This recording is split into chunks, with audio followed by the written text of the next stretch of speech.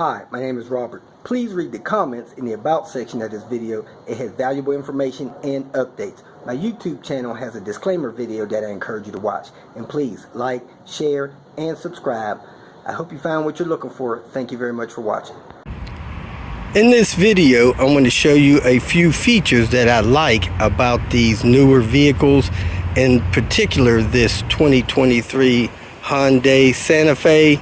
It's got a few little new features that I like. I think it's kind of fun, so let's get started. Most of these features are connected to the key, which is a fob style key with a few buttons. Pretty nice. And let me show you one of the first things that happen.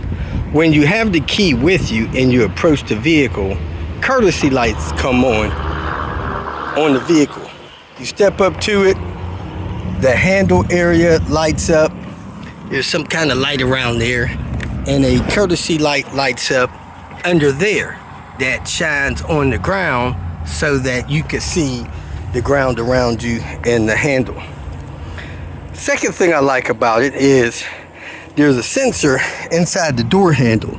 So when you put your hand in the door handle and just let it sit there for, like a half a second, it'll unlock the door so that the vehicle can be opened. As you can see from the instrument cluster, this vehicle has smart options and features. It has lane assist, and it also has distance monitoring and distance, I guess pacing I would call it, with the cruise control. I'll look at the specific term they have with it. Once we get up to 25 miles an hour or faster, I'll show you how to engage the cruise control and show you how it functions, because this cruise control is smart, and as long as you have a vehicle in front of you, it will totally control your speed, keeping a safe distance, and will bring the vehicle to a full stop at a traffic light if someone is stopping at the traffic light in front of you. If there is no vehicle in front of you, it will run a traffic light. So this is only good for pacing vehicles in front of you. Of course, if you come to a light and no one is ahead of you, then just put on your brakes to disengage the cruise control and come to a stop. So here we are cruising along. We're around 30 miles an hour. So I'm going to engage the cruise control, which is this button here. You push that button, the cruise control engages. It locks in the speed at 32 miles an hour, and it's going to pace the vehicles ahead of you. We're actually going above 32 miles an hour now, so it is actually telling us that we're going faster. So I'm going to click the button one more time to lock in what we're doing. We're doing 36, and I'm going to allow the cruise control to cruise along at 36. The vehicle in front of us is slowing down, so it slowed down. Once they're out of our way, it picks up speed. Once it senses the car in front of us, it will slow down again, which is it's doing. It's showing that we have a vehicle in front of us, and our vehicle is coming to a stop because of the traffic in the vehicle in front of us. So we're going to come to a stop when it feels like the distance is proper, which it just did, and now it'll sit here at a stop. If we sit at a stop too long, it'll give us this message that you see there.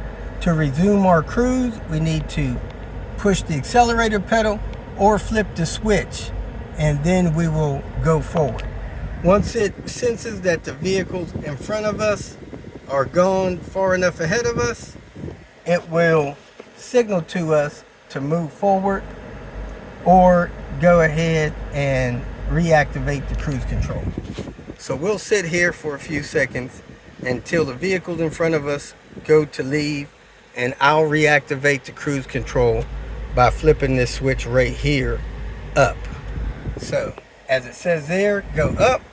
We're going to go ahead and do that as soon as the vehicle starts taking off, which we just was informed.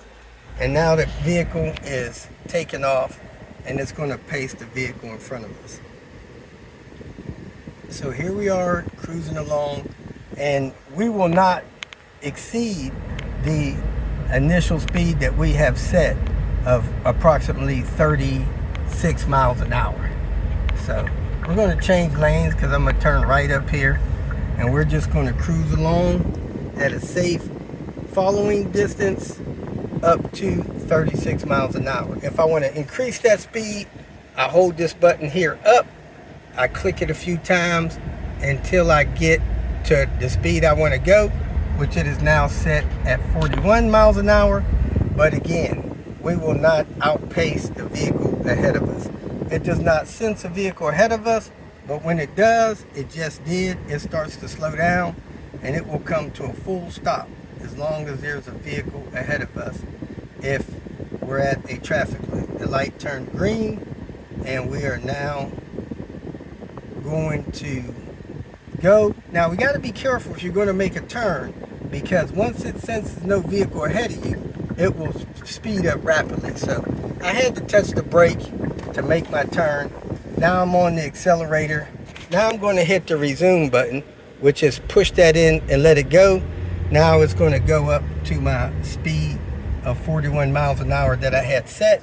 The speed limit on this road is 45, so I'm going to bump this up to 45 miles an hour, and now we're going up to 45 miles an hour, and it'll maintain that speed until we hit the brake or it comes too close to a vehicle ahead of us, and it'll slow us down.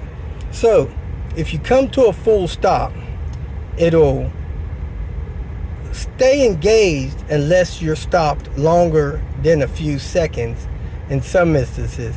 If you've been traveling for an excess of 4 or 5 minutes at your speed, it may stay engaged for up to 1 or 2 minutes without you having to hit the gas pedal or re-engage that switch from a full stop.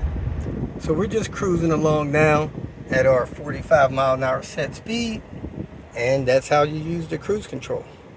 To disengage it, just push the button to cut it off or hit your brake. This vehicle here, because it's a upper trim level model, it has dual climate control, so I can set my temperature different from the other temperature, and you could also slave them to change the temperature together, like you see there. It's changing both sides to the same temperature. It's in sync mode now. If you take sync mode off, now you could change one to a different temperature and leave the other one at the temperature that maybe your passenger has it set at. Another thing that I like for people to know is this auto start, auto off. Sometimes when you come to a stoplight, the engine will actually shut off. It's an emissions saving, gas saving feature, but sometimes that irritates people. But when you come to a stop, the car will actually shut off. It'll appear to still be running, but it'll be off. And when you take your foot off of the brake, the starter actually engages and restarts the car, and you begin driving again. Now, if you're in a extremely hot climate and your engine shuts off, your climate control is going to start warming up the inside of the car. If you do not want that happening, just push this button so that that feature is turned off, and your engine will not shut off when you come to a stop. Another thing I had a minor bit of confusion understanding was your locks. This locks out window controls for other vehicles. This is actually the door lock. This unlocks the doors. You see the door go, and this locks the doors. You see that lock? You see that unlock. Then you switch which mirror you want to control with this. This vehicle does have blind spot monitor. It'll let you know when vehicles are in your blind spot. A red triangle lights up in the mirror. This is how you control your lighting inside your vehicle at night. When your headlights are on, you take that to minus. Your instrument cluster dims, you take it to plus. Your instrument cluster gets brighter, and that helps me see the road better. If I'm in the vehicle, it's dark outside, and this instrument cluster is full bright, I don't see as clear outside the vehicle as I would if this instrument cluster was dim. So I often dim the instrument cluster down so that I could see the road better, especially driving in the highway at night. Here you have a touch screen, and with this you can actually set up multiple users. This has one user set up. You can add another user. You can set up a couple of profiles that will change whenever the vehicle senses that user 2 is in the car or user 1. Depending on the settings that they had, it may move the steering wheel if you have a power steering wheel. It'll move the seats to where they need to be if you have a power seat. But like I said, it is programmed to the user's favorite features, radio settings, and different things like that. So you can set up multiple users to the vehicle, and again, it's touchscreen. So there's a user manual there. There's blue link notifications. Now this vehicle in particular, I think, has that blue link feature activated where you can control the vehicle from a phone app. You could lock the car, you can start the car when you're not in it. It's a remote start feature, things like that that you do from a phone app, which is really nice when you're in a climate that's super hot. You can start the car 2-3 minutes before you get to it and get in it. That way the car will be cooled down a little bit when you get in it. Now, nobody can break the window and drive the car away with no key, but they can see that the car is running, and your car will be cooling down or heating up for you because you activated the remote start feature. If you do not get in the car within 5 minutes or 10 minutes, I'm not sure what the range is, the vehicle will shut itself off. And if you do a remote start with the app, it'll lock the doors, then start the vehicle in the event that the vehicle is not locked. It'll also let you know that the vehicle's not locked. It'll also let you know that you can't start the vehicle unless the vehicle's locked. So that's a few things about the phone app. I may show you that in another video. Another thing I like about these newer vehicles, and of course this has been around for 10 years or so, is your touch feature on opening the rear hatch. Just put your finger under there, hit this little rubber trigger, and it opens the rear hatch. And when the hatch is open and you want to close it, all you have to do is close it. You could do this on the remote as well. There's also a button inside the cabin that allows you to do that. If you feel that this information was useful, please like it and share it with your social media friends. You can subscribe to my channel so that you will get notifications of future videos that I post. You can follow me on Twitter, and if you need to contact me directly, please visit my website. And if you have any questions, leave them below, and someone or myself will reply to them. Again, thank you very much for watching.